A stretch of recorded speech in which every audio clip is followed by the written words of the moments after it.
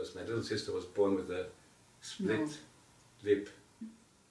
They sewed it together, but the split lip, she couldn't speak well, by the way, because they really sewed the lips together only after half a year, the two upper part lips, and it looked ugly, and I didn't like her in the beginning.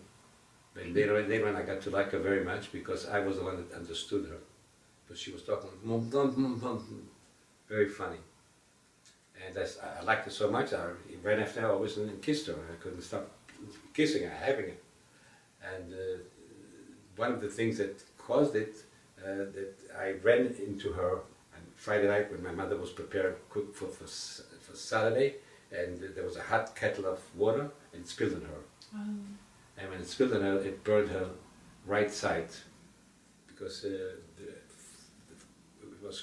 water was cooking. We took her to the hospital, and there were burns that really looked very bad.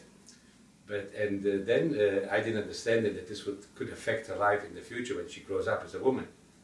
I was still a child, but she developed her ear infection. And at the time, the only way to open it, to do surgery in the back of the ear and take out whatever that was there.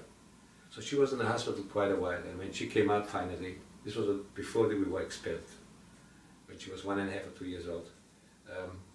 I got very much attached to her because I was sorry, number one, that I caused it. It was my fault that she got burned like this. And number two, that she couldn't help herself. And I still chased her and I still played with her and we did all these things. But I was very close to her because, like I mentioned before, since the war broke out, my mother used to say, "What is she saying? What is she saying?" She didn't understand Nelly anymore. She was in her mind the other. And I just looked at her, I knew exactly what she meant, what she wanted. Nelly, like I said, I was very, very close to her.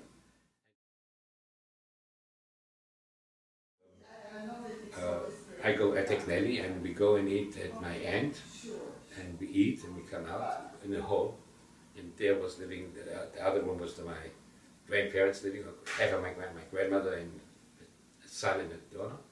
And I look at Nelly, and Nelly looks at me, and I said, "Are you hungry?" She says, "Yeah, I'm hungry." I said, "I'm hungry too." So we looked at her, "Let's go and say we didn't eat." And I went in there, and they looked at her, "Yeah, what's going on?" "We're hungry." "Well, didn't you eat there?" And I said, "No," very quietly, "No."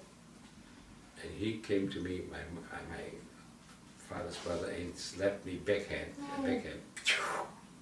I never was hit by my father, never, or by my mother, or by anybody. Of course, I was in shock. I took Nelly, went out, and I said, from now on, we are going to take care of each other. Nobody's going to take care of us. And this is what I did at the time. I tried for a while. For about a half a year, I kept her alive. She was starving from hunger.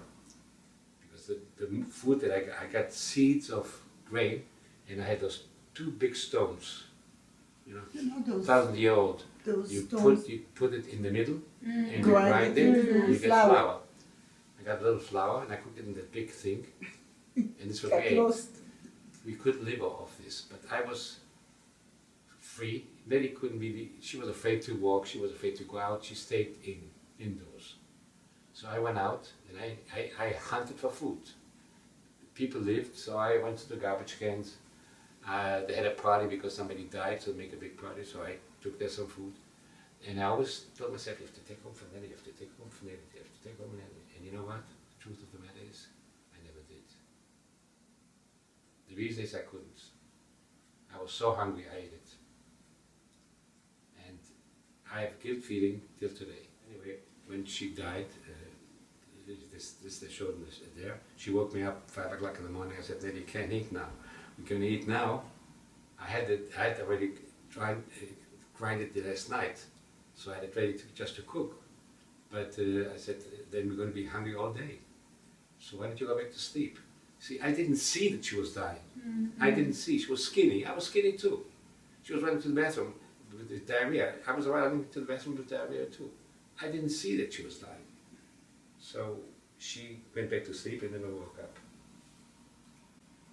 Which is, even today, it's a tough spot for me. They didn't bury her. They threw her in the garbage. Oh. And why? They didn't want to notify the authorities that somebody died here. They want to get the food. Did I get the food? No. I feel guilty. The only interpretation that I can live with it today is this: if I couldn't live, she would die right away. Nobody would take care of her. Right. That's the only thing that can give me a reason to live today. Otherwise, I wouldn't. Anyways, I remember her more. She's than my own mother. It bothers me sometimes.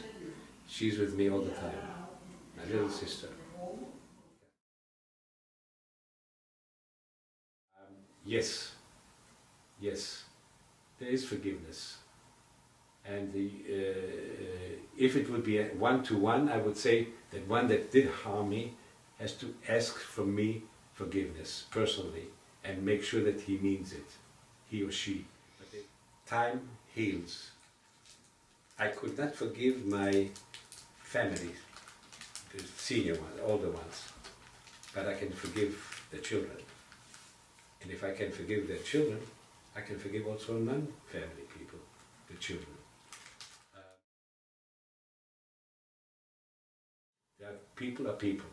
I'm trying to open their eyes. That's all that I can do.